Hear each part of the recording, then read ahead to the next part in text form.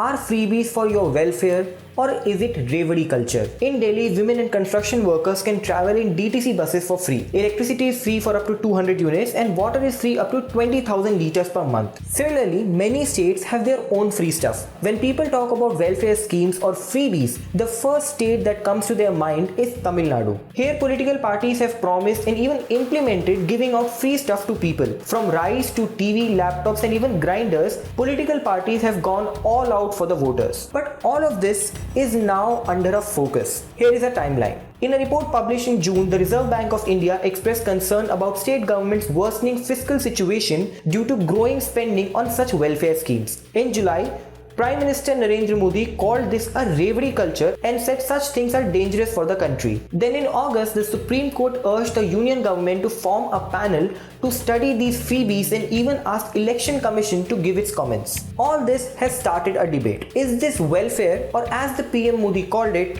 a Revadi culture? So first of all, what is a freebie? Well, there is no clear answer because it depends on who you are talking to. If you talk to the state government, then freebie is a welfare scheme to support the weaker sections of society which either comes free or at subsidized cost. If you talk to central government or RBI, then in some cases it is an unnecessary expenditure to attract more voters at the expense of taxpayers' money and promotion of unhealthy fiscal practices. And indeed, it is not easy to describe what a freebie is, because where do you draw the line? If a state government decides to provide free sanitary pads to girls in schools, is this a freebie or a welfare scheme? If that is okay, then how laptops for poor students is not okay? How free travel for women in buses is not okay? Again, the question is, where do you draw the line? The other important question is whether the central government should even ask the state government to stop such freebies or welfare schemes. State governments are chosen directly by the people. Voters know what they are voting for.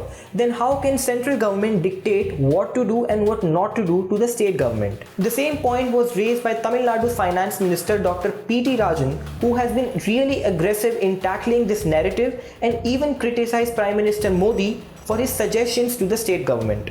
And it is not that promises of freebies can always get you votes.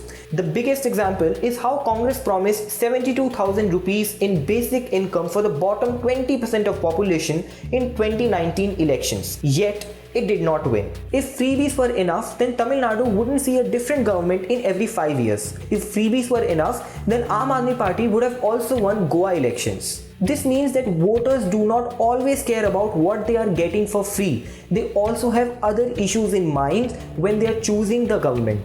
And it is also not true that these welfare schemes have not helped people. Midday meal schemes especially has helped a lot of children in improving their nutritional status and improving their enrollment in schools. This in turn has helped India to have educated and healthy children. This brings me to my final point. Every political party has promised one or other thing for free to the voters. And at many times these schemes have actually helped people. The central government may never be able to define what a freebie means. So maybe it should be left to the voters to decide what is right for them and what is not. What do you think about this? Let me know in the comment section. And if you like this video, do not forget to drop in a like and subscribe to Indiatimes.